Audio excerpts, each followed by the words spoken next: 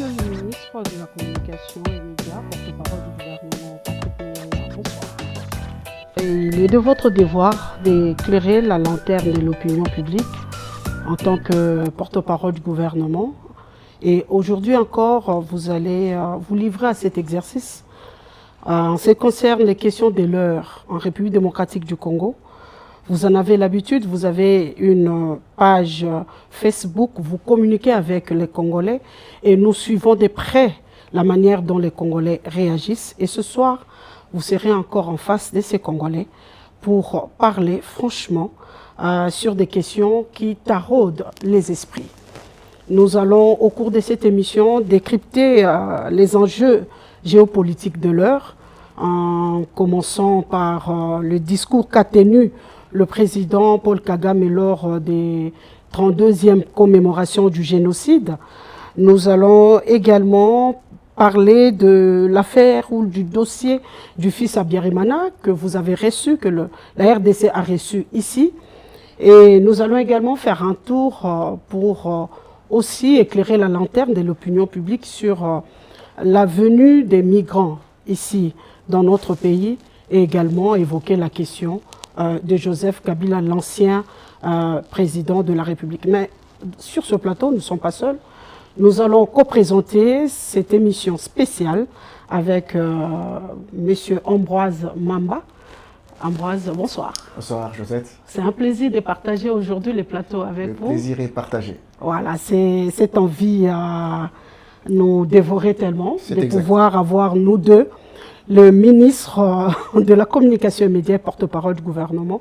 Une fois de plus, bienvenue dans cette émission. Merci. Alors, nous allons d'abord commencer par cette question de l'heure concernant les accords de Washington qu'on a tous applaudis, même bien accueillis par les Congolais. Mais aujourd'hui, nous voudrions savoir où en est-on avec la mise en œuvre de ces accords. Où en est-on aujourd'hui? Parce que le peuple congolais se pose la question. Merci beaucoup. Laissez bien que je vous retrouve ce soir pour répondre au travers de vous aux questions des millions de Congolais qui nous suivent dans le cadre justement de notre disponibilité permanente à être redevables du pouvoir que les populations congolaises ont conféré principalement au président de la République, ensuite subsidiairement à travers le président de la République, à la première ministre et à nous tous. Mais bien avant d'ailleurs que je vous réponde sur Washington, je voudrais vous annoncer en primeur la bonne nouvelle de ce soir, c'est que la République démocratique du Congo vient de lever pour la première fois de son histoire des eurobonds, donc des titres qui nous permettent aujourd'hui d'avoir 1,250 milliards qu'on a levé. Alors vous allez me dire que 1,250 milliards, ce n'est pas suffisant pour nos projets, mais ici c'est un tournant parce que ça vient couronner tous les efforts portés pendant plusieurs années par le président de la République, la première ministre en termes de l'amélioration de la notation du pays, le ministre des Finances qui a été particulièrement à la tâche tous ces derniers 6 mois a pu, en France, à Londres, à Washington, faire des roadshows pour présenter justement la République démocratique du Congo dans tout ce qu'on a d'attractivité de par notre capacité à porter de projets. Et donc, j'aurai peut-être l'occasion de revenir avec lui dans un briefing dédié, mais il faut noter que les progrès que le président de la République souhaite pour la République démocratique du Congo, les graines que nous plantions hier ont commencé à porter de fruits. Et je pense que le premier eurobond qu'on lève de l'histoire d'ailleurs de ce pays aura un effet catalyseur qui nous permettra de mobiliser davantage de milliards pour assurer le développement de notre pays. À court, à moyen terme, à long terme? Écoutez, je crois que c'est un effet immédiat. Donc je crois qu'il y a eu les annonces qui ont été faites par le ministre, donc les investisseurs se sont engagés à donner ces financements en République démocratique du Congo, évidemment dans des conditions bien définies, avec des taux qui sont assez réduits. On aura l'occasion d'aller de plus en plus dans le détail avec le ministre des Finances lui-même, mais je ne pouvais pas ne pas commencer ces plateaux de redevabilité avec cette bonne nouvelle que les Congolais doivent accueillir avec joie parce que nous aurons ici des ressources qui nous permettront d'investir pour l'électricité, pour les infrastructures et tout ce qui va aider les pays à aller vers la dynamique de développement. Alors, pour revenir sur votre question sur les accords de Washington, j'espère que vous-même, vous avez pris le soin de les lire parce que c'est la recommandation principale. Ouais. Parce que malheureusement aujourd'hui, avec les réseaux sociaux, avec la tradition du buzz ou de la rapidité, on ne prend pas toujours les reculs qu'il faut. Moi, j'ai toujours recommandé aux Congolais de lire cet accord. Parce que cet accord, Madame Josette, c'est un accord du futur. Cet accord, ce n'est pas pour le président de la République, ce n'est même pas pour nous, gouvernement, c'est pour le peuple congolais. On sait que cet accord vient, non pas seulement, ces accords ne viennent pas seulement régler un problème de sécurité qui nous plombe depuis plus de 30 ans, mais cet accord vient jeter les bases d'un partenariat stratégique consolidé avec le gouvernement américain qui pourra, à travers le travail qu'il fera avec la République démocratique du Congo ou les investissements qu'il fera, contribuer à accroître sa puissance et nous permettre de dégager des ressources pour faire notre développement. Ces accords ont été signés ou paraphés par les présidents de la République le 4 décembre 2025. Lorsque nous sommes partis à Washington, il y avait 2 volets dans la mission. Il y avait le volet qui concerne le processus de paix avec le Rwanda, avec les Américains au milieu. Et ensuite, il y avait le volet de l'accord de partenariat stratégique qui concerne la République démocratique du Congo et les États-Unis. Pour en venir, parce que vous voulez savoir où est-ce que nous en sommes aujourd'hui dans l'application de l'accord, pour en venir dans l'accord de paix, vous avez vu que récemment, à la suite des événements d'Uvira, parce que nous connaissons, vous savez, le premier acquis de cet accord de paix avec le Rwanda, c'est que pour la première fois en 30 ans, nous avons dans un cadre bilatéral, pour ne pas dire trilatéral avec les médiateurs, le Rwanda, qui reconnaît qu'il est parti en conflit en République démocratique du Congo. Le Rwanda, c'est une tradition de déni, une tradition de mensonge. Le président rwandais, on aura peut-être le temps de revenir, n'a jamais dit à son peuple qu'il faisait une guerre au Congo, mais comment ça s'explique qu'il signe un accord de paix. Le premier acquis, c'est même la signature de cet accord. Et dans cet accord, il y a un accord, il y a une annexe. L'annexe, c'est le cadre d'intégration économique régionale qui nous permettra, lorsque la paix sera restaurée, d'avancer vers des projets économiques, parce que qu'on le veuille ou pas, la première contrainte qu'on a avec le Rwanda, c'est que le Rwanda sera toujours voisin de la République démocratique du Congo. C'est pour ça que, comme nous le disons souvent, nous n'avons pas des problèmes avec le peuple rwandais, mais nous avons des problèmes avec le régime criminel du président rwandais qui pensent qu'ils peuvent continuer à construire leur pays sur des sangs de Congolais. Nous aurons encore une fois de plus l'occasion de revenir. Et donc aujourd'hui, nous pouvons considérer, sur le volet, vous allez y arriver, sur le volet du processus de paix, nous avions pris des engagements, des part et d'autre.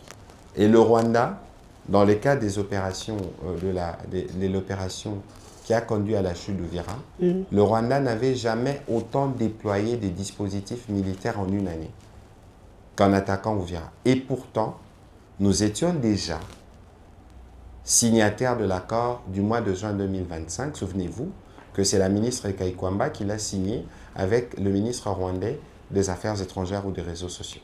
Et donc là, nous avions déjà ces accords qui devaient produire les résultats. Vous avez vu que le président rwandais a contrevenu et les Américains l'ont sanctionné. Mais, Monsieur le ministre, la question se situe au niveau de la mise en œuvre de ces accords. Cet accord en bilatéral avec les États-Unis, le partenariat stratégique, dans la compréhension du Congolais lambda, serait compris comme l'élément catalyseur de la mise en œuvre de l'autre accord de paix signé avec le Rwanda. Il faut faire la nette démarcation. C'est exactement ce que je suis en train de faire. Ça veut dire que nous étions... N'oubliez pas que nous avions déjà des relations économiques avec les États-Unis.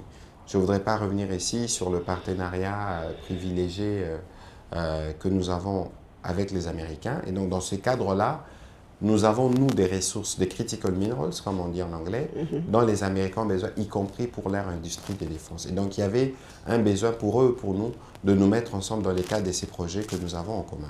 Mais ici, dans ce que j'expliquais précédemment, il y avait 2 dimensions.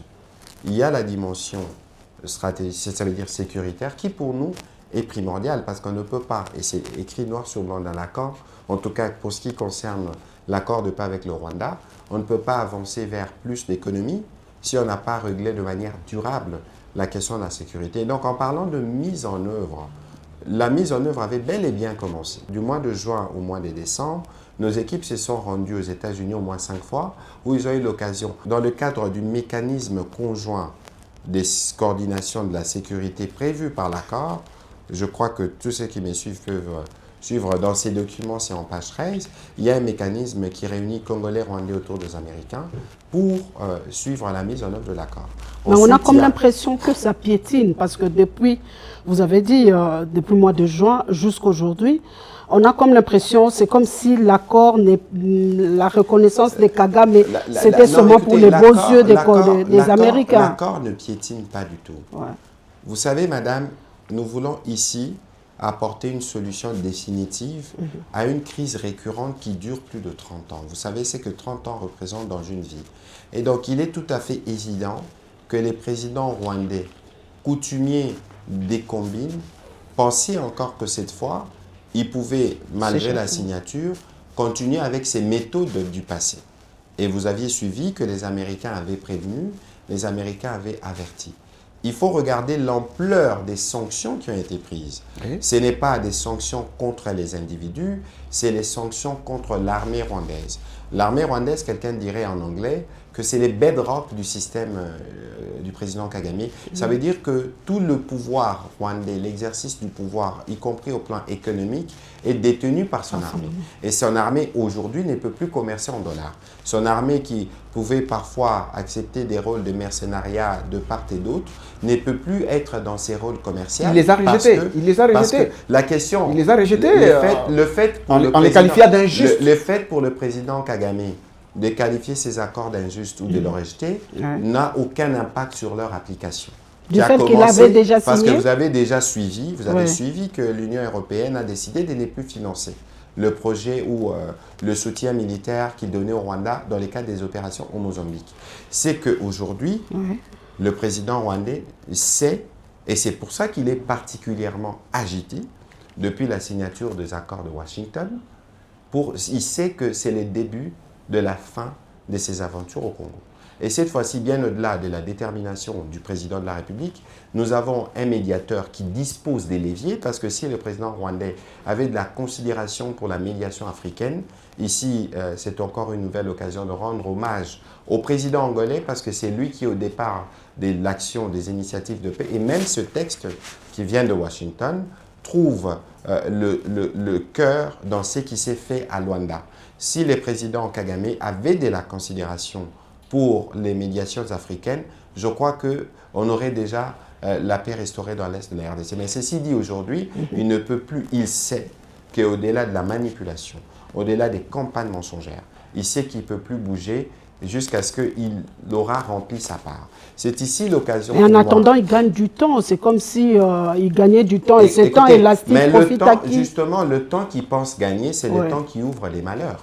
Ne souvenez-vous de lui-même qui disait qu'ils aillent en enfer, c'est qu'il lui promettait des sanctions. Mais aujourd'hui, ce qui va se passer sur l'armée rwandaise aura un impact. Peut-être pas tout de suite, hein. Les sanctions sont arrivées début mars. On verra dans 1 mois, dans 2 mois, dans 3 mois, s'il gardera la même posture. De toute évidence, lui, il est coutumier de mentir à son peuple, de mentir à son opinion. Alors, pour en venir sur le deuxième volet de votre question, on pourra peut-être aller plus en profondeur les moments venus. Mais nous sommes allés en février. Souvenez-vous quand on est parti pour le National Breakfast Prayer avec le président. Il y avait dans les cadres de l'accord de partenariat stratégique avec les Américains, la première réunion du comité directeur conjoint. Parce que lorsque nous avons signé l'accord avec les Américains, nous avons convenu d'un mécanisme qui va nous permettre de fonctionner. Et ces mécanismes comprennent 5 délégués du gouvernement congolais et 5 délégués du gouvernement américain. Le premier travaux eu lieu en février, où nous avons présenté ce qu'on appelle réserve d'actifs stratégiques dans le langage de l'accord, c'est pour ça que je vous conseille de le lire, qui permet aujourd'hui, nous sommes en attente donc, de voir les entreprises américaines se prononcer sur les différentes initiatives qui ont été proposées. Mais en attendant, je dois dire que dans les cadres justement de cet accord, il y a quelques jours, j'ai rencontré les responsables d'une société américaine qui s'appelle Virtus, qui a racheté une société minière ici qui s'appelle Chemaf Et donc, cette opération est à inscrire justement dans les cadres de la mise en œuvre du partenariat stratégique avec les États-Unis d'Amérique, qui permettra aux Américains de pouvoir s'approvisionner directement sur des ressources qui sont critiques pour leur économie et qui nous permettront de dégager des ressources et de créer l'emploi. En parlant des sanctions, justement, monsieur le ministre, est-ce que vous estimez que ces sanctions sont suffisantes ou il faut aller à un autre niveau, Écoutez, plus haut, au niveau international? Il y a une volonté qui est clairement exprimée par le monde entier.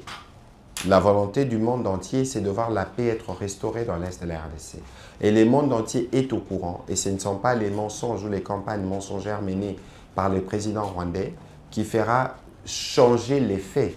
Les faits sont clairs aujourd'hui. C'est le Rwanda qui agresse la République démocratique du Congo. Et la République démocratique du Congo ne veut pas se battre. Aucun texte. Non, on arrivera sur ce sujet-là. Ouais. Mais il est évident aujourd'hui, cher Ambroise, que le président rwandais n'a plus aucun argument. Et que si il ne s'acquitte pas de ce qui a été signé ici, à la face du monde, ceux qui sont les médiateurs dans les cadres de l'accord tireront les conséquences. Et les Américains ont déjà annoncé que c'était une première vague de sanctions. Vous vous souvenez de l'histoire du pharaon dans la Bible, hein, avec les 10 plaies. Sûrement qu'il durcira son cœur, mais plus il durcira son cœur, plus les sanctions seront plus fortes. Parlons un peu du président rwandais Paul Kagame lors de la commémoration des 32e commémoration de génocide qui ont débuté le 7 avril dernier. Le président rwandais a fait un appel auprès des partenaires rwandais de rejoindre le Rwanda dans le combat contre l'extrémisme. Comment est-ce que vous jugez ce narratif du président rwandais en l'état actuel de relations entre la RDC et le Rwanda? Je ne sais pas, cher Ambroise, si aujourd'hui il y a encore quelqu'un qui accorde un crédit à ce que dit le président rwandais. Au-delà de personnes qui l'obligent à se lever lorsqu'il parle ou des personnes qui l'obligent à applaudir. N'avez-vous pas remarqué que le président rwandais, en tout cas depuis quelques mois, avec tout ce que nous avons déployé comme stratégie, à tout point, sur tout le plan, autour du président de la République, n'avez-vous pas remarqué qu'il a perdu totalement sa sérénité? J'aime à le dire et je le répète encore, quelqu'un à Kinshasa dirait qu'il est en mode pétage. Ça veut dire qu'aujourd'hui, il n'y a plus de crédibilité à accorder à sa parole parce qu'un président de la République, il y a bien de choses qu'un président de la République ne peut pas dire. Il a promis l'enfer à ceux qui pensaient à raison qui devaient sortir ces militaires de notre pays. Et donc aujourd'hui, il est bien difficile d'accorder du crédit à ce que le président rwandais dit parce que c'est contradictoire avec les actes qu'il pose. Le premier extrémiste de la région, c'est bien évidemment lui. Si vous voulez vous en faire des cœurs nets, allez au Rwanda. Même si, au nom d'une prétendue unité nationale, il a supprimé les tribus, plus de Tutsi, plus de Hutu, plus de toi, mais de Rwandais, regardez sa société, comment elle est stratifiée. Comment un président qui se présente justement comme quelqu'un qui veut une unité contre l'extrémisme, comment lui, c'est les premiers qui stigmatisent les communautés d'un autre pays. Au nom de quoi et sur base de quel principe le président rwandais se présente comme les protecteurs de la communauté Banyamulenge? Vous avez déjà suivi à maintes reprises les membres de cette communauté dire qu'ils n'y ont jamais donné mandat. Sur quelle base, lui, il peut s'arroger cette prérogative de se dire que je dois protéger la communauté dans un pays? Cher Ambroise, on a 9 pays voisins, on a des tribus riveraines avec tous ces 9 pays. Si chaque fois qu'il y a des difficultés avec les Babemba du côté du Haut-Katanga là-bas, s'il y a des difficultés avec les Rondes, avec l'Angola, avec les Bateke, avec le Gabon, le Congo-Brazzaville, est-ce que ces chefs d'État doivent venir intervenir comme lui le fait avec toute son armada pour tuer d'innocentes populations? Donc il est évident aujourd'hui que non seulement qu'on ne peut pas accorder du crédit au discours que le président rwandais tient, mais il est évident que lui-même, c'est le portrait de l'extrémisme. Monsieur le ministre, cette question, je vous la pose quand même, parce que vous avez parlé des communautés, vous avez parlé des Tutsis. Il y a une vidéo de vous qui circule dans les réseaux sociaux, où on vous entend dire, c'est une vidéo de Télé 50, on vous entend dire que les femmes de l'Est sont victimes des Tutsis, quelque chose comme ça. Est-ce que Non, vous vous écoutez, reconnaissiez dans cette non, vidéo? non, écoutez d'abord, j'ai parlé violence des tout types. Ah, tout type. Tout type. type. Tout Tout type. type. Et non tout type. Non, pas du tout. Ok. Alors, je veux revenir là-dessus. C'est pour vous donner justement une illustration de l'ampleur de la panique ou du désespoir qui règne dans le gouvernement rwandais, de manière générale. Comment quelqu'un qui se présente comme ministre de l'unité peut, lui, se référer. Vous savez, cher Ambroise, je ne sais pas dire si c'est ça, c'est ma 40e interview depuis le début de cette guerre. Je ne sais pas si c'est 200, si c'est 300. Donc, et comme vous pouvez être sûr ce soir que vous serez particulièrement suivi au Rwanda, parce que toutes les prises de parole de Patrick Muyaya sont scrutées.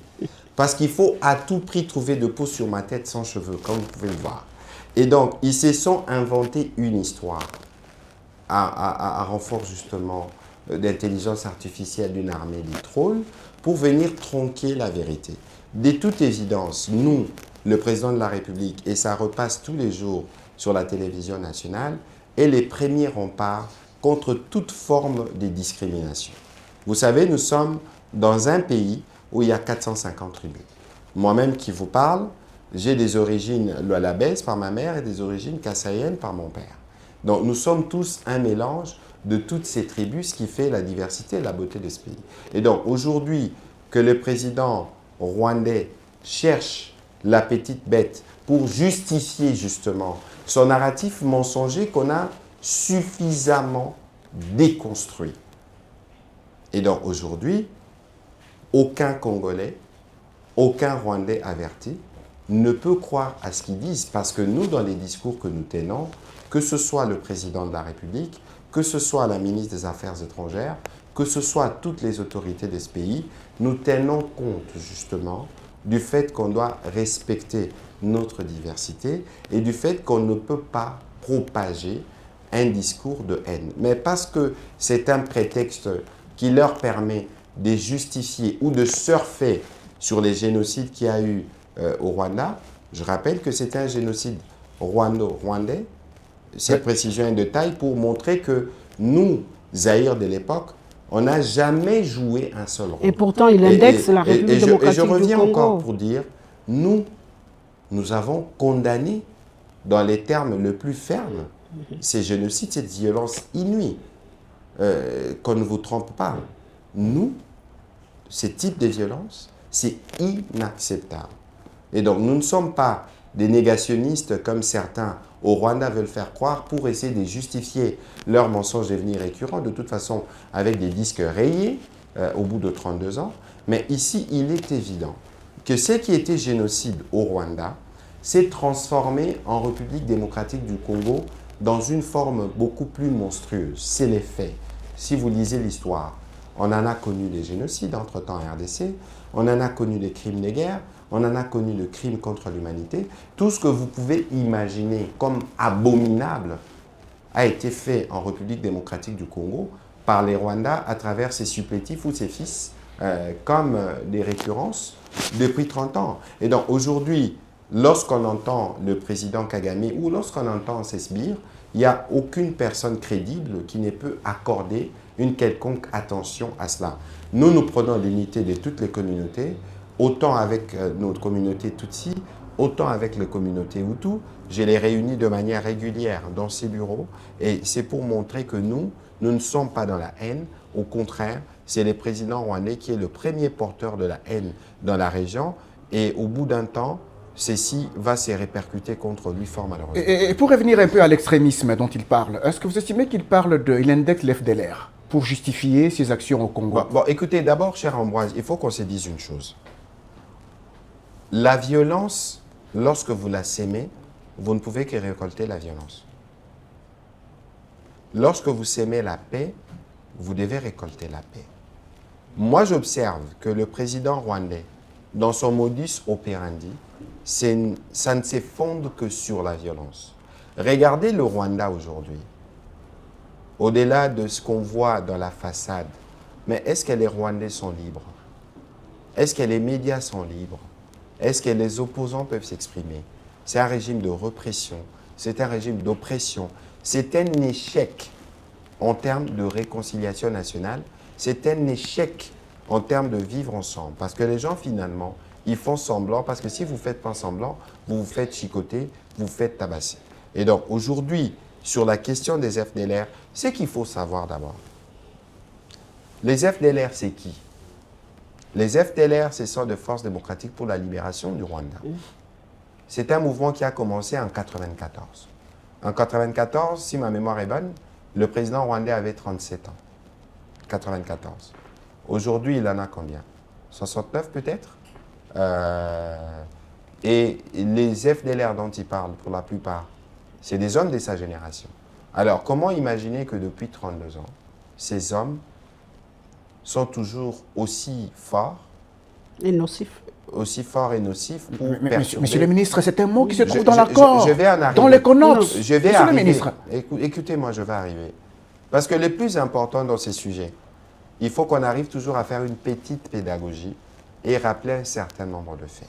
Nous ne dénions pas l'existence à la République démocratique du Congo des ressortissants rwandais. Okay.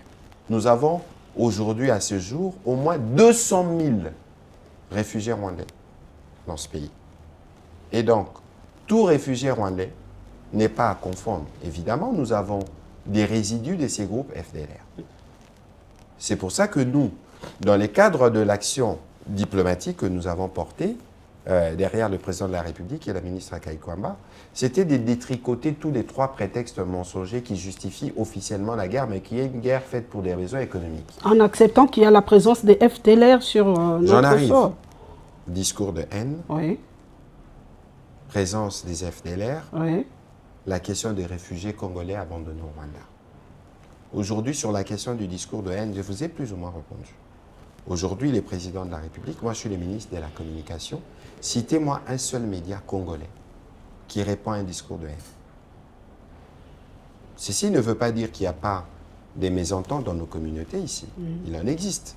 On a des cas, moi-même je suis l'exemple, s'il faut se rappeler de ce qui s'est passé dans les relations Katango-Kassayen, ou s'il faut parler de ce qui se passe ici à côté. Ce n'est pas qu'il n'existe pas des mésententes entre les communautés, elles existent, mais elles ne se gèrent pas, elles ne se règlent pas par les armes, elles se règlent par la discussion. Et nous, l'État, nous avons mis en place un dispositif qui nous permet aujourd'hui de lutter contre tout type de dérapage de discours de cette manière-là. Ça, c'est un principe qui doit être noté. Alors, pour en venir sur la question des FDLR, comme j'ai dit, il y a des réfugiés rwandais. Autant, il y a des FDLR qui étaient arrivés, parce que si vous avez ces 200 000, vous pensez qu'ils sont venus quand? Ils sont venus pour la plupart après les génocides rwandais de 1994. Et donc aujourd'hui, sur la question des FDLR, on a fait au moins 5 ou 6 opérations militaires. Nous-mêmes, et parfois avec le Rwandais. Souvenez-vous de ce qui a fait partir l'honorable Vital Kamerhe de l'Assemblée nationale en 2010. Parce qu'il y avait cette décision de faire des opérations conjointes avec l'armée rwandaise pour combattre. Si vous lisez d'ailleurs récemment, le président Kagame lui-même, dans son interview dans Jeune Afrique, reconnaît, n'est-ce pas, que eux, au M23, là où ils sont, le fils M23 et le père Rwanda, ils s'occupent, ils traitent la question des FDLR. N'oubliez pas qu'il y a eu l'AFDEL, s'il faut commencer par là. L'armée avait même à l'époque été dirigée par un Rwandais, James Kabarebe. Ils n'ont pas réglé le problème. Il y a eu les RCD. Pendant 2-3 ans, ils ont dirigé toute la partie Est. Il n'y a pas eu de résolution dans le problème. Comprenez qu'aujourd'hui, Oui. parce qu'avec les Rwandais, n'oubliez pas qu'il y a un ambassadeur au Rwanda, le tout dernier, qui a dit que les FDLR ne représentaient pas une menace pour le Rwanda. Il a dit ici, c'est public. Et vous allez voir que comme le président Kagame est doué dans la malice, maintenant il parle plus seulement de la présence des FDLR, parce qu'il sait que c'est un prétexte que nous allons détricoter comme on a détricoté. C'est là qu'il a dit dans les Jeune autres. Afrique, Il ne me commence- demandez pas de lever les mesures défensives. On va y si arriver. vous ne demandez pas, vous ne On va y demandez pas à la arriver. RDC de On faire va y ça. part. arriver. Et lui, d'ailleurs, quand il parle, par exemple, de la question... Aujourd'hui, il rajoute l'idéologie génocidaire. Comment vous évaluez, chère Ambroise, Madame Josette, une idéologie génocidaire? Comment lui, il évalue? Et cette idéologie génocidaire, qui est imaginaire pour lui, comment vous faites pour y mettre fin en massacrant des paisibles citoyens congolais ici? simplement parce que vous les confondez au FDLR, qui sont ses frères rwandais. Je suis désolé, lorsque vous êtes président de la République, vous avez aussi la tâche de gérer vos enfants qui sont égarés. Et donc nous, aujourd'hui, nous estimons, dans le cadre de notre action, que la question des FDLR doit être réglée. C'est qu'il en reste. Mais nous observons aussi en pratique, et c'est acté à Washington, que la plupart des résidus de ces forces sont dans les parties du territoire sous occupation rwandaise. Ce que nous, on a convenu, c'est qu'ils doivent commencer à se retirer pour que nous puissions traiter la menace. Et traiter la menace, aujourd'hui, l'objectif, c'est lesquels? Parce qu'il est prévu de faire une forme de sensibilisation, parce que ce sont des gens qui vivent sûrement à des endroits où il y a des compatriotes, etc. L'objectif, aujourd'hui, c'est de s'assurer que leurs activités hostiles vis-à-vis de leur propre pays, en partant du territoire congolais, puissent s'arrêter et qu'ils puissent, eux, retourner au Rwanda. Le commencement de la neutralisation, monsieur le ministre. Mais je vais y arriver. Je vais y arriver. La neutralisation, c'est le point final. Okay. Mais il y a un processus qui doit arriver. Et nous avons pris cet engagement. Nous allons le faire. Parce qu'ici, il est question de débarrasser le Rwanda de ces prétextes-là. Ce sont des citoyens rwandais. Ils peuvent être réfractaires. Ceux qui seront réfractaires au processus, parce que ces gens-là, ils doivent faire la reddition. Ils doivent retourner au Rwanda.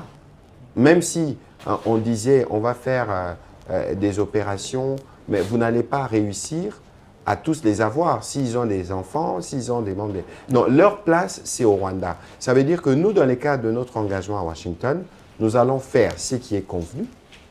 Mais il faut qu'au niveau du Rwanda, le président Kagame s'apprête, comme par les passés, à recevoir ses compatriotes FDLR sans les recycler et les renvoyer faire la guerre au Congo comme il aime faire depuis des années.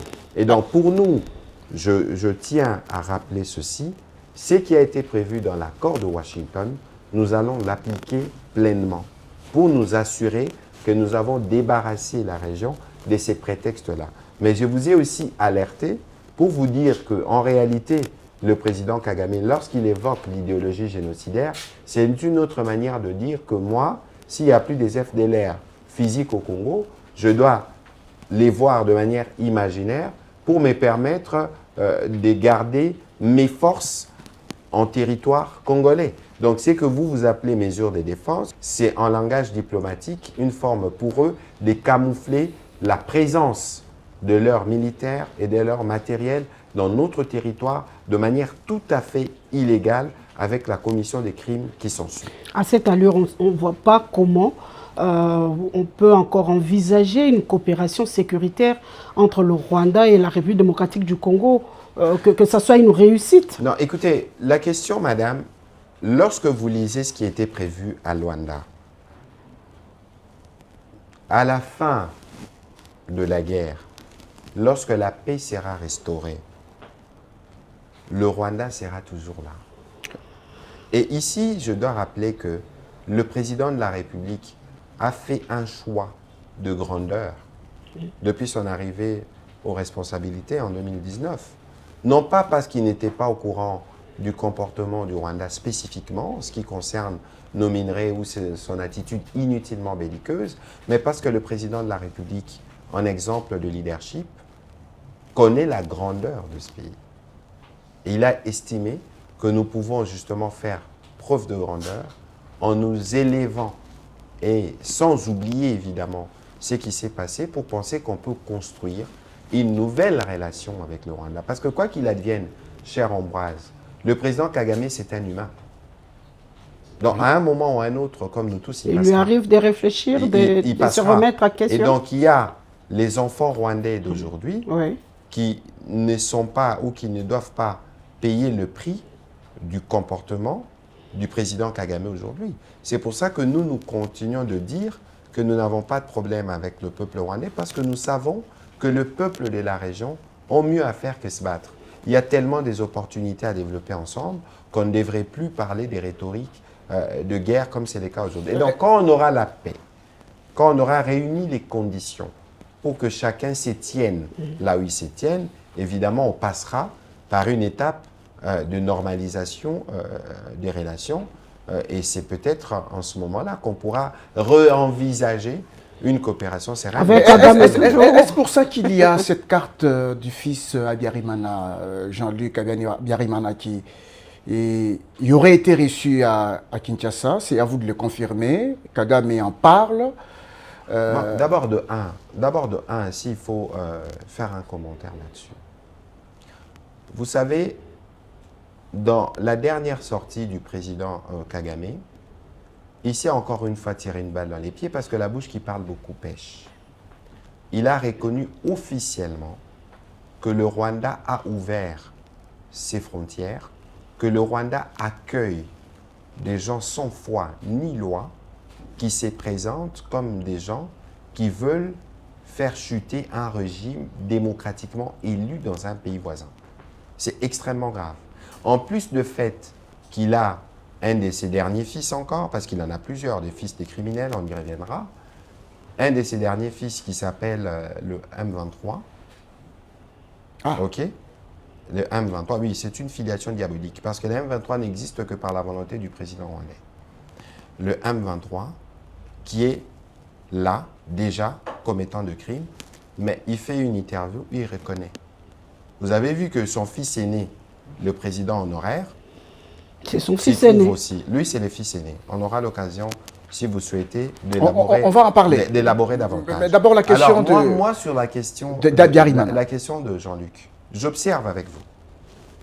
D'abord qu'au Rwanda, il y a encore besoin de justice. N'oubliez pas qu'avant les événements malheureux qu'on continue de déplorer jusqu'à aujourd'hui, en l'occurrence les génocides rwandais, a été précédé par un attentat.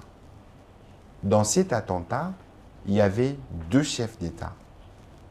Le Burundais, Cyprien Ntaryamira, le Rwandais, Juvenal Abiyarimana, avec 3 membres d'équipage français. Je n'ai jamais entendu que justice a été faite pour eux.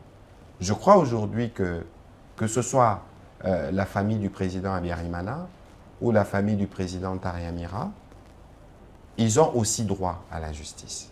Parce que la justice doit être faite pour tout le monde. Première chose. Deuxième chose, moi, je n'ai jamais entendu le fils du président Abiyarimana être un chef de guerre. Pour le temps, quelquefois, on voit tous passer des tweets sur les réseaux sociaux. Je ne l'ai jamais lu appeler à faire tomber les régimes du président Kagame. Lui, s'il prône la paix et la réconciliation nationale au Rwanda, où est le problème? Parce que pour le président Kagame, justement, il veut lui régner sur un pays réconcilié. Pourquoi il garde certains Rwandais en dehors du Rwanda? Et pourquoi il veut priver à ces Rwandais la liberté de mouvement? Cheikh Abiyarimana, à ma connaissance, il n'habite pas en RDC, je ne sais pas où il habite. Mais s'il peut venir en RDC, il peut avoir des amis ici en RDC. Parce que, tel que je vous disais tout à l'heure, le Rwanda sera toujours là. C'est comme un frère. Même si pendant autant d'années, vous ne vous parlez pas, mais le jour où vous aurez un deuil en famille ou un mariage en famille, vous allez vous voir, vous allez vous asseoir. Mais le président rwandais oriente ça vers la préparation d'un autre génocide dans son pays. Ça, c'est justement le mensonge recyclé, les disques rayés. Parce que, vous savez ce que ça veut dire? Un génocide. Et vous pensez que ces messieurs-là est en mesure de le faire? Il n'a jamais eu. Nous, République démocratique du Congo, oui, qui voulons la paix, on a, nous, intérêt à soutenir des initiatives de ce genre. Ça, c'est de l'agitation pure et simple. Instrumentalisation? Mais écoutez, c'est le président rwandais qui est coutumier des imaginations de ce genre. Ce n'est pas tout le monde qui réfléchit en termes de déstabilisation des régimes des pays voisins. Pas du tout. La République démocratique du Congo n'a jamais été dans cette tradition et les présidents de la République non plus. Donc, il ne peut pas voir en un sujet rwandais quelqu'un qui pense à refaire un génocide. Il ne peut pas penser que chaque fois qu'un Congolais parle avec un Rwandais, les Congolais et les Rwandais planifient d'aller le sortir du pouvoir. Non. Il devrait se raviser c'est remettre en question et regarder qu'il a échoué dans l'objectif de la réconciliation nationale, qu'il a laissé des Rwandais en dehors de ses plans et qu'il doit se raviser pour ramener les Rwandais, parce que les Rwandais ont leur place au Rwanda, qui qu'ils soient. Cette affaire peut-elle influencer les relations RDC-Rwanda d'une manière ou d'une autre? La question, c'est qu'est-ce qu'il faut influencer, qu'est-ce qui reste de la relation? Parce que peut-être il y a d'autres Rwandais qui pensent venir ici en République démocratique du Congo et parler aussi de la paix, écoutez, qui pourraient envisager dans leur pays. Je rappelle qu'ici, Oui. le président de la République l'a déjà dit et redit. Nous, on n'a pas de problème avec le peuple rwandais. Okay. Il ne faut pas regarder, cher Ambroise, si vous avez des amis au Rwanda, il ne faut pas les regarder comme vos ennemis en pensant à leur président. Pas du tout. Parce que beaucoup de Rwandais sont aussi prisonniers du système mis en place par leur président. N'oubliez pas que les Rwandais n'ont pas la liberté de parole que nous avons. Ça veut dire que ces sortes de frustrations qu'ils ne peuvent même pas, y compris, exprimer à travers les réseaux sociaux. Parce que si vous osez l'exprimer à travers les réseaux sociaux, vous pouvez vous faire arrêter. Et vous savez ce qui va arriver. Donc c'est un peuple qui vit dans le traumatisme. Nous sommes un pays grand, cher Ambroise. Et c'est cette grandeur que nous devons toujours porter en nous. Et c'est cette grandeur-là qui doit toujours nous guider, y compris dans le choix de la transcendance avec le voisin belliqueux que nous avons. Dans les moments venus, il faut qu'on se remette à l'évidence et nous dire que les peuples de deux pays ne doivent pas être emprisonnés par les humeurs du président rwandais. Je termine en vous donnant un exemple. Mai 2021, éruption du Nyiragongo. À Goma, l'éruption fait des dégâts et à Goma et à Gisenyi au Rwanda. C'est un rappel naturel que les deux pays, les deux peuples sont unis. Et c'est même pour ça que dans la signature des accords de Washington, dans l'annexe à l'accord de paix, il y a ce qu'on appelle cadre d'intégration économique régionale. Parce que lorsqu'on aura fini avec les questions sécuritaires, lorsqu'on aura restauré la paix que nous voulons durable, on pourra parler d'économie et voir comment on explore ensemble les opportunités qu'il y a, comme nous l'avons avec d'autres pays voisins dans la région. Revenons un peu sur l'ancien président Joseph Kabila. Tout à l'heure, vous l'avez identifié comme le fils aîné du président rwandais, tout en sachant que votre narratif de père à fils a été aussi récupéré par le ministre rwandais des Affaires étrangères qui a qualifié la RDC de père, d'FDLR de fils. Alors, le président Joseph Kabila, à votre avis, serait-il vraiment le vrai responsable de la FCM 23 ou non? Alors, d'abord, si je peux me permettre un petit commentaire sur le ministre rwandais des réseaux sociaux. Un ministre des Affaires étrangères ne se comporterait pas comme il se comporte. Il aurait même pu dire alors, mais donner des droits d'auteur. Parce que c'est mondialement connu que l'expression père et fils est venue de moi. Et donc, lorsque il ose prêter une expression qui n'est pas la sienne, mais qui donne des droits d'auteur. Et un autre truc, c'est un exemple pour vous dire qu'ils sont dans un disque rayé. En réalité, leur narratif, il est totalement déconstruit. Ils ne savent plus quoi dire. Et ils commencent à s'inspirer de nous, mais de la pire de manière. Les FDLR, c'est des Rwandais. Ils sont venus du Rwanda. Les FDLR existent depuis, qu'on vient de dire, 32 ans. Est-ce que le président Tshisekedi était au pouvoir il y a 32 ans? N'oubliez pas, cher Ambroise, que le président de la République a hérité de cette guerre. Et lui est venu avec la détermination d'y mettre fin, une fois pour toutes. Et nous allons y arriver. Ça prend du temps, ça prend de l'énergie, mais nous allons y arriver, et parce qu'aujourd'hui, nous sommes en mesure déjà de voir le bout du tunnel. Nalinga la Toroloba Kagama Komina Souka. Alors, pour en venir à la question du président honoraire, Oui, pourquoi je Joseph parle du fils aîné? 94 génocides, 96, il y avait quoi? AFDEL, non? Oui, l'entrée de l'AFDEL. Qui commence en 96. Qui était derrière l'AFDEL? Allez-y, monsieur le ministre. Qui était derrière l'AFDEL? Ce n'est pas le Rwanda? Lorsque l'AFDEL arrive à Kinshasa, qui dirige l'armée C'est James Kabarebe, n'est-ce pas? Mzee, paix à son âme. Il a, lui, très vite, renoncé à cette filiation diabolique.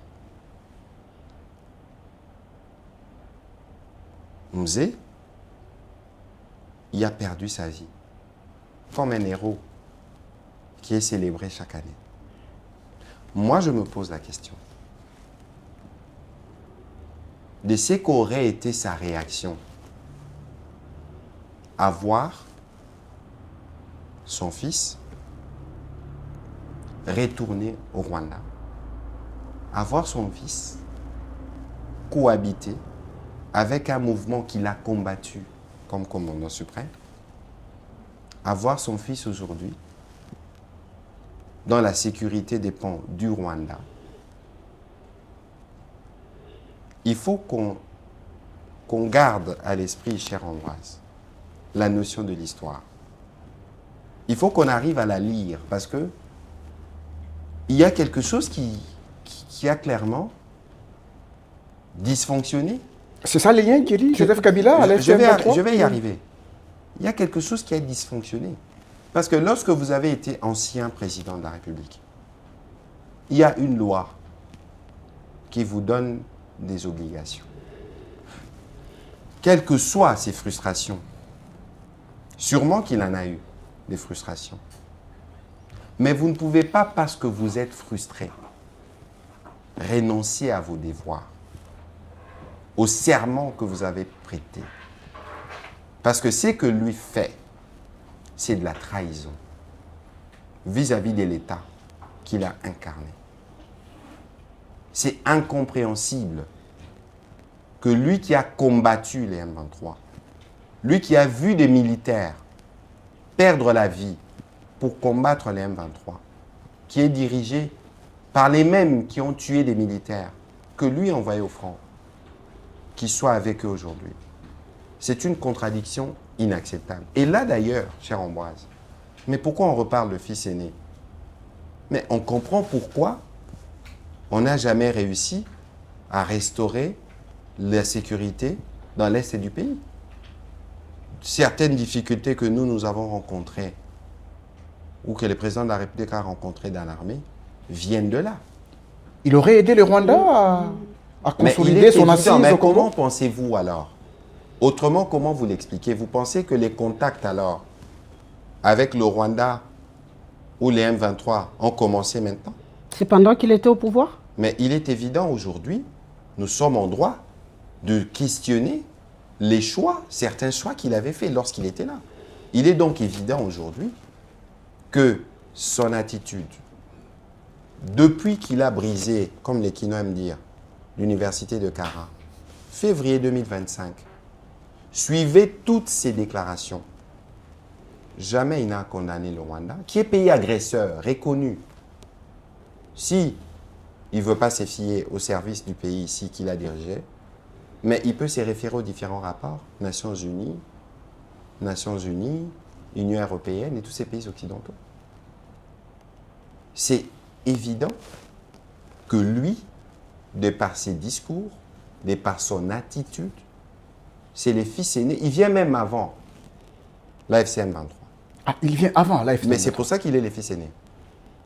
Je vous ai rappelé le contexte de l'AFDEL, l'AFC M23. Il y a d'autres fils, hein, les Red Tabara, hein, ceux qui sèment la mort et la désolation dans les hauts plateaux, parce que le président Kagame a un talent, j'ai même envie de dire diabolique, des créations, des mouvements qui rivalisent en criminalité. Des avatars. Tous ces mouvements-là, c'est lui qui en est le père. Mais bien sûr, c'est lui le père. C'est lui qui arme.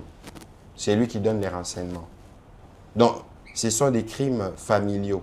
Mais lorsque le président rwandais, en parlant de l'ancien président congolais, Joseph Kabila, dit que l'AFCM 23 est un mouvement congolais auquel est associé l'ancien président Joseph Kabila, est-ce que vous trouvez que c'est accablant pour l'ancien président congolais? Écoutez, il a reconnu ce que l'ancien président n'avait pas lui-même le courage de reconnaître.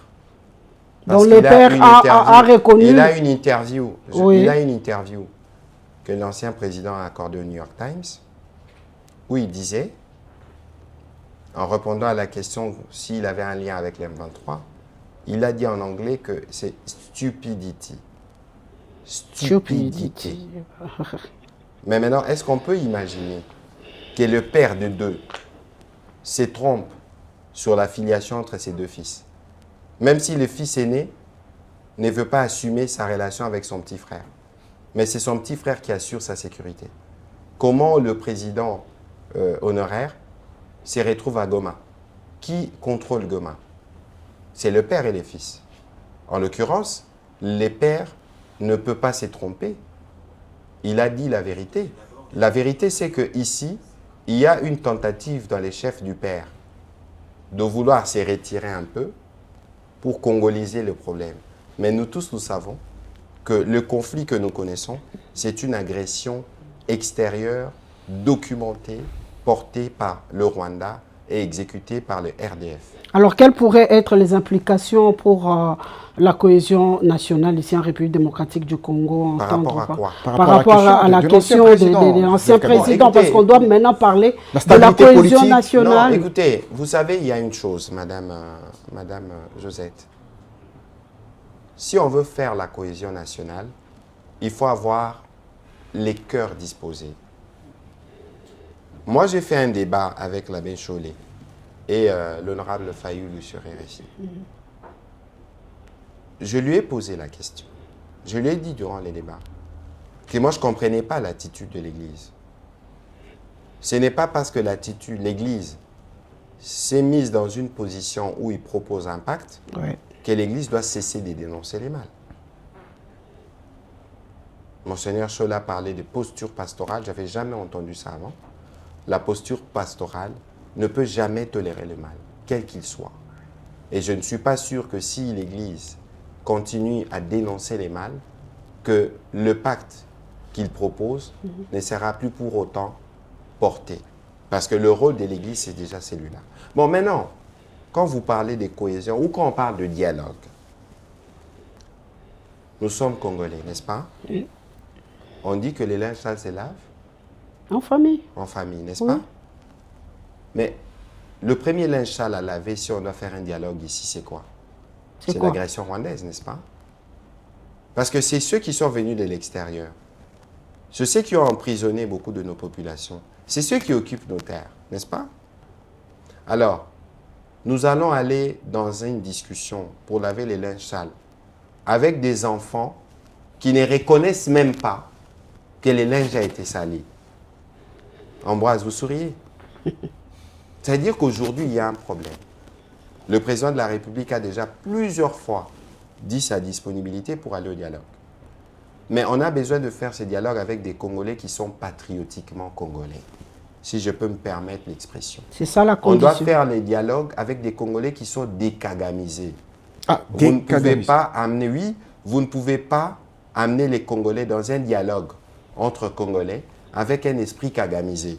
Ça veut dire qu'ils seront là, mais ils ne seront là que pour écouter et être de traîtres au service du Père.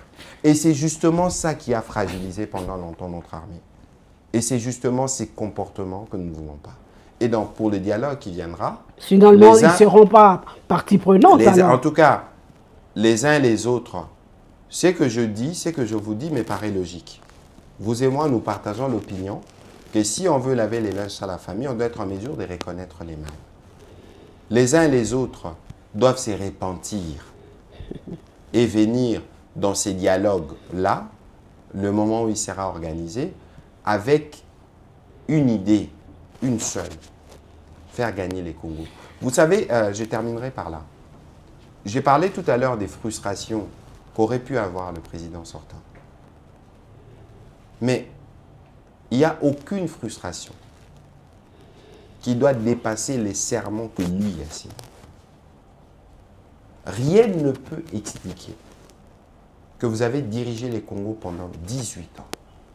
Vous avez combattu les M23 à plusieurs cycles. Qu'aujourd'hui, vous vous retrouvez à table avec ceux que vous avez radiés de l'armée. C'est une contradiction qui est inacceptable. Pour le reste, Il y a les travaux que le président Lorenzo fait dans les cadres du dialogue qui se prépare. Le moment venu, on verra ce qu'il en sera. Monsieur le ministre, le temps qui nous a été imparti est en train de finir. Il y a un débat au sein de l'opinion congolaise sur le dispositif d'accueil temporaire des migrants, des pays tiers en RDC. Que prévoit, monsieur le ministre, parce que nous sommes en face de vous, vous êtes porte-parole du gouvernement, que prévoit ce dispositif d'accueil temporaire des migrants? Bon, écoutez, il ne faut pas d'abord tomber dans les pièges des réseaux sociaux. Parce qu'il y a toujours cet effet d'exagération. Et vous savez, et moi je rigole tous les soirs, je vais dire ceci, je sais que les Rwandais qui suivront cette émission doivent savoir que je ne lis pas leurs commentaires. Vous ne lisez pas leurs commentaires? Pas du tout. Parce qu'ils n'ont qu'une seule chose. On qualifie ça de décharge migratoire. Je vais y arriver. Je vais y arriver sur la question. Mais ici, je parle de la pollution. Nos réseaux sociaux sont pollués. Heureusement que nous avons trouvé des remèdes, comme le poison rwandais. C'est connu, ce que nous appelons poison rwandais, c'est la désinformation. Toute l'invasion informationnelle que le Rwanda nous fait, aujourd'hui, nous savons le reconnaître. De manière désespérée, ils essayent de travestir mon expression qui n'a rien à voir avec le peuple rwandais, mais qui illustre les méthodes utilisées par le régime rwandais pour infiltrer les secteurs informationnels de notre pays. Nous allons y mettre fin. Et c'est en cours parce que les Congolais ont déjà compris qu'ils ne vont plus continuer à se prêter à ces jeux. Parce que nous sommes un régime démocratique. La guerre médiatique est ouverte. Non, elle n'est pas ouverte, elle est même finie. C'est-à-dire qu'aujourd'hui, il n'y a aucun Congolais qui n'a pas conscience de l'agression rwandaise. Il n'y a aucun Congolais qui ne sait pas que le Rwanda ment. Il n'y a aucun Congolais qui ne sait pas que le Rwanda, c'est l'empire du mensonge. Évidemment, il y a des défis qui continuent. Parce que si les Rwandais avaient une certaine sérénité, leur ministre des réseaux sociaux ne copierait pas mes expressions.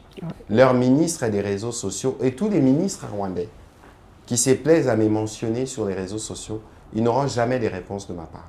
Au contraire, c'est illustratif du sentiment, du désespoir, parce qu'ils sont perdus. La vérité, nous l'avons. Et c'est la vérité qui nous permet de faire de progrès dans ces combats. Et c'est la vérité que nous avons amenée pour parler maintenant de la question des migrants.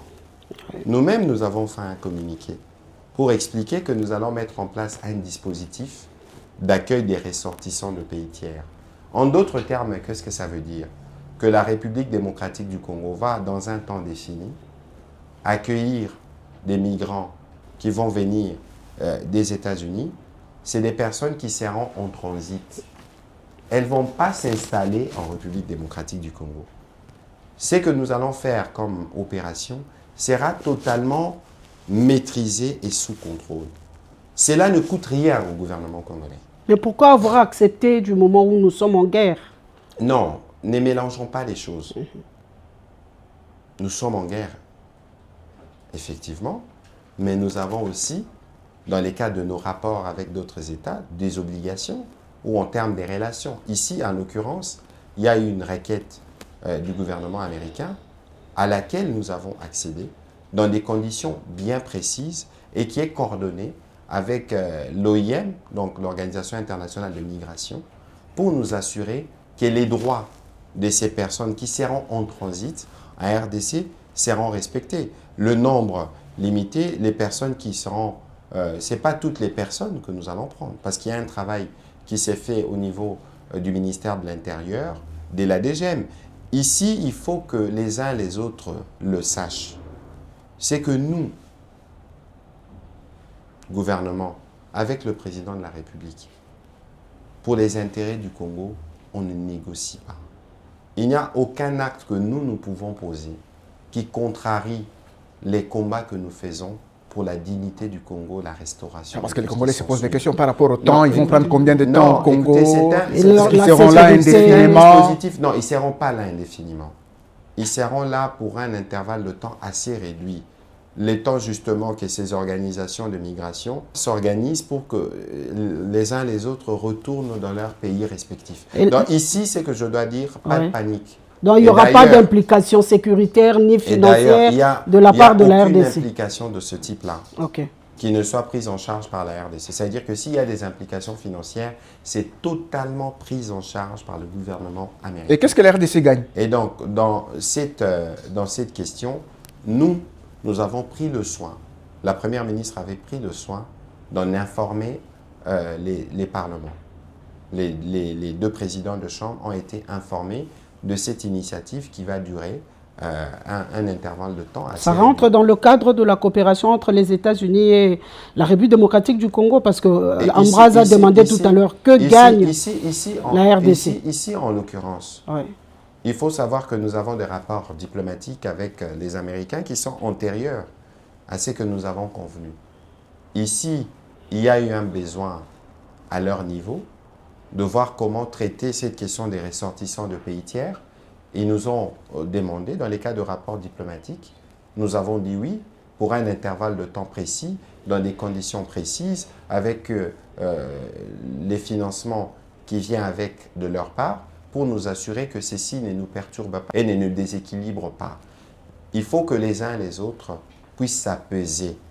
Il faut que les uns et les autres ne tombent pas dans les pièges. Parce que vous avez vu cet accord, cher Ambroise.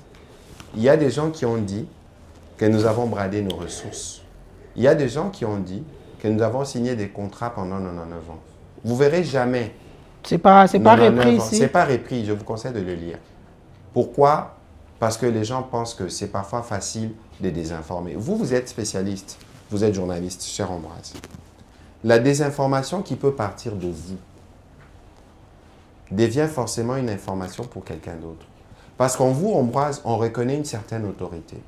Vous avez été formé, vous avez étudié, et lorsque vous donnez une information, les personnes moins averties se disent que M. Ambroise Mamba ne peut pas mentir. Mais il s'y trouve que dans le cas de la crise que nous connaissons, certaines personnalités congolaises, malgré leur parcours académique ou leur position, se prêtent volontairement au jeu de la désinformation. Pourquoi? Parce qu'ils ont des intérêts politiques à assouvir. Et nous, dans le cadre du travail que nous faisons, avec les médias, avec les organisations de la société civile, avec les fact-checkers, un type de journalisme que nous encourageons pour contenir et protéger notre écosystème de ces désinformations. Pour revenir aux migrants des pays tiers, Monsieur le ministre, qu'attendez-vous pour amorcer le processus de ratification de cet accord? Mais il n'y a pas de ratification à faire. Il n'y a pas un accord qu'on a signé pour... non, pas du tout. Ça veut dire que c'est une demande qui est venue dans les cas des relations. Nous avons pris le soin d'en informer le Parlement. Il ne s'agit pas ici d'un traité de paix ou d'un traité de commerce qui requiert une ratification au Parlement. Non, pas du tout. Nous avons tenu compte de tous ces aspects. Ici, vraiment, le message, c'est que les uns et les autres doivent nous faire confiance. Il n'y a aucun acte qui n'a été posé qui ne contrarie les valeurs humaines que nous devons tous promouvoir et protéger et qui expose, outre mesure, la sécurité des Congolais. Une question sur la francophonie, parce qu'on est presque à la fin. Une question sur la francophonie. On a candidaté au secrétariat général de l'OIF. Où est-ce qu'on en est, monsieur le ministre? Écoutez, notre candidate, Madame Juliana Lumumba, vous l'avez Elle fait des tournées. Elle était avec mon collègue délégué à la francophonie en train de faire de tournées. Ils ont commencé par les pays africains et ils ont commencé une étape européenne pour présenter le projet qu'elle porte. Et ici, il est évident que tout le monde le sait, que l'avenir du français se joue y compris en République démocratique du Congo. Nous sommes peut-être les deuxièmes pays en termes de locuteurs après la France, peut-être même le premier, je n'ai pas les dernières statistiques, mais la proportion de l'accroissement démographique en RDC fera de la RDC le pays où le français est le plus parlé au monde. Aujourd'hui, le français, c'est à peu près 396 ou 400 millions de locuteurs. La République démocratique du Congo représente les quarts, plus ou moins, et c'est un potentiel qui va aller crescendo. Ça veut dire qu'aujourd'hui, contrairement à ceux qui pensent, parce que je vois des commentaires dans ce sens, nous, on ne peut pas, que ce soit sur la question du français, que ce soit sur la question des critical minerals, des minerais critiques, que ce soit sur les questions du football. Le Rwanda est un pays périphérique. Nous, on ne peut pas nous mettre en compétition avec le Rwanda sur ces sujets-là. Très en bas de l'échelle. Donc aujourd'hui, il va de soi que la République démocratique du Congo, qui a présenté un projet qui n'est pas à réduire comme les autres veulent le faire, comme si c'était une confrontation, pas du tout. Nous, notre candidature, nous la portons une candidature de conviction et nous avons une candidate qui sait de quoi il s'agit, en plus d'avoir un patronyme des pères fondateurs. Et donc aujourd'hui, nous comptons justement à travers la campagne qu'elle fait, rencontrer les différents pays qui vont voter. Et en coulisses, peut-être le président de la République fait un travail aussi de la francophonie des peuples. Oui. Il faut s'assurer que les peuples francophones soient au courant de projets portés par notre candidate et de comment la République démocratique du Congo veut apporter sa part dans la réforme ou dans l'avenir de cette organisation qui nous relie autour de la langue française. Voilà, Monsieur le ministre, nous sommes arrivés au terme de cette émission, mais je ne voudrais pas terminer cette émission sans pour autant faire allusion à cette qualification des léopards, 52 ans après cette qualification. Cette victoire est-elle symbolique et sur quel plan? Elle est symbolique sur tous les plans, j'ai envie de dire. En commençant cette émission, je vous ai dit pour la première fois dans l'histoire, on venait démobiliser 1,250 milliards à travers des eurobonds. C'est vous donner une indication de comment la situation économique évolue positivement en République démocratique du Congo, malgré la guerre. Lorsque moi je parle du changement de narratif, voilà des actes qui vous prouvent que le narratif a été de changer, est en train de changer. Et la victoire des léopards, c'est le couronnement de plusieurs efforts. Dans cette victoire, cher Ambroise, qu'est-ce qu'il faut voir? D'abord, une célébration de notre unité. Regardez ces jeunes joueurs. Ils viennent de partout. Ils viennent du Congo central, ils viennent du Kivu. L'unité nationale. C'est l'exaltation de l'unité nationale, premièrement. Deuxièmement, c'est illustratif de notre esprit combatif. On a perdu en face du Sénégal ici, septembre, très triste. On était à 2 doigts de la qualification. Après, nous avons eu le Cameroun. Vous connaissez les Cameroun, de réputation footballistique. On a eu les Nigériens. Vous connaissez les Nigériens. On a eu la Jamaïque. Vous avez vu comment tous ces matchs se sont déroulés. C'est cet esprit des léopards que nous devons tous porter. Et c'est cet esprit des léopards qui nous guide. Et c'est pour ça que cette crise, cette guerre, qui dure depuis 30 ans, on va la gagner. On a attendu 52 ans pour arriver à la Coupe du Monde. Mais là, cette guerre, on attendra plus longtemps pour que la paix puisse être reconquise. Et c'est cet esprit qui doit tous nous guider. Savoir qu'il n'y a pas de fatalité en réalité. Le coup le plus important dans la vie, j'aime à le dire souvent parce que je suis amateur de golf, le coup le plus important dans la vie, c'est toujours le coup qui suit, les coups qui viennent. Ne restez pas sur un passé douloureux. Au contraire, utilisez ces ressources pour vous permettre de mieux construire l'avenir. Et c'est tout ce que nous faisons avec le président Tshisekedi. C'est tout ce que nous faisons avec la première ministre dans notre gouvernement.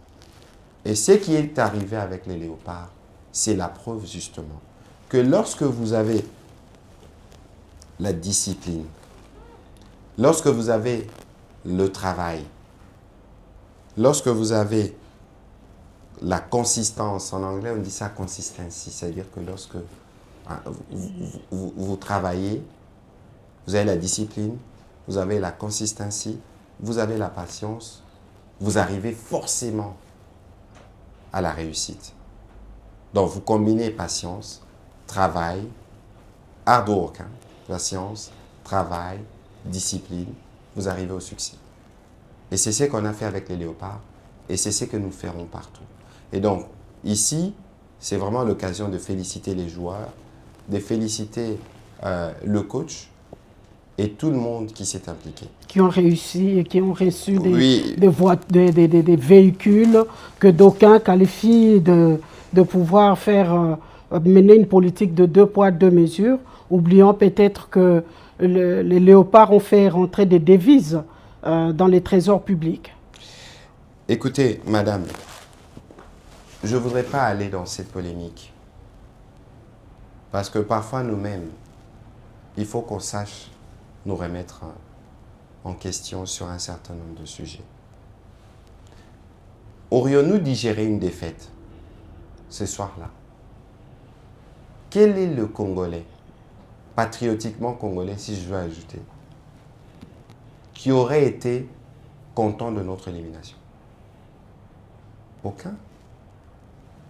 Alors, la dimension symbolique de cette victoire, après 52 ans, le prestige que le pays gagne, parce que nous allons pour la première fois en Coupe du Monde. En 1974, j'étais pas né. Je n'étais même pas un projet.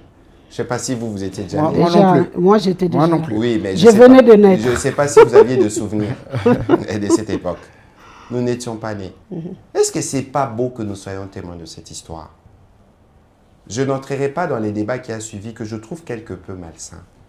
Parce que rien de ce qu'on peut donner à ces joueurs n'est équivalent à l'honneur qu'ils ont fait au pays, n'est équivalent au prestige que les pays gagnent de pouvoir se hisser à ces niveaux.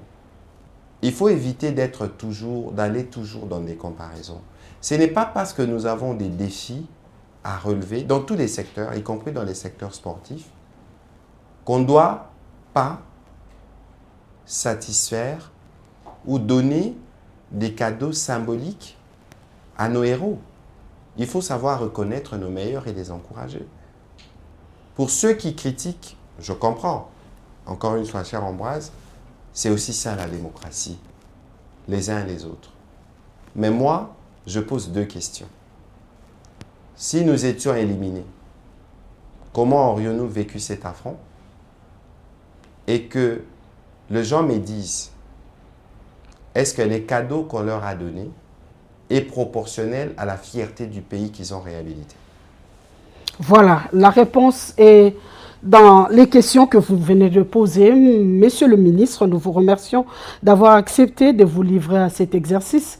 Dans tous les plans, nous avons balayé toutes les questions liées aux enjeux géopolitiques de l'heure. Et je crois que, bon, en ce qui concerne les briefings que vous organisez, vous avez dit tout à l'heure que vous allez recevoir le ministre des Finances, oui, normalement, pour vous parler. Voilà. Alors, nous pensons que vous avez pu satisfaire la curiosité de tous les Congolais qui nous suivent en ce moment et que les Congolais matures doivent apprendre à pouvoir suivre. Vous aussi, vous avez des expressions. Attention, les Rwandais vont vous les copier. Parce que votre émission sera tellement suivie qu'ils vont sûrement copier de vous. C'est pas plus mal, hein, pour autant qu'ils copient des bons exemples. Voilà, écoutez, merci beaucoup. Il y a toujours à dire quand il s'agit de la République démocratique du Congo. Mais au moins, il faut reconnaître au président de la République et à la Première ministre, à notre gouvernement de manière générale, cette disponibilité à toujours être présent pour répondre à vos questions, pour vous donner des éléments d'éclairage. Vous savez, le mot redevabilité a véritablement trouvé son sens. Et dans la démocratie, c'est même un profond sens de respect pour ceux qui nous votent, que d'être constamment devant lui pour lui dire les choses telles qu'elles sont, y compris lorsque les choses sont difficiles. Et c'est ça notre marque déposée. Et c'est ça qui montre aussi que le Congo, sous la direction du président Tshisekedi, est effectivement en train de changer. Merci beaucoup, Ambroise. Merci beaucoup. Merci, Josette. On se retrouve à la prochaine occasion, monsieur le ministre. Avec plaisir. Merci. D'accord. Au revoir.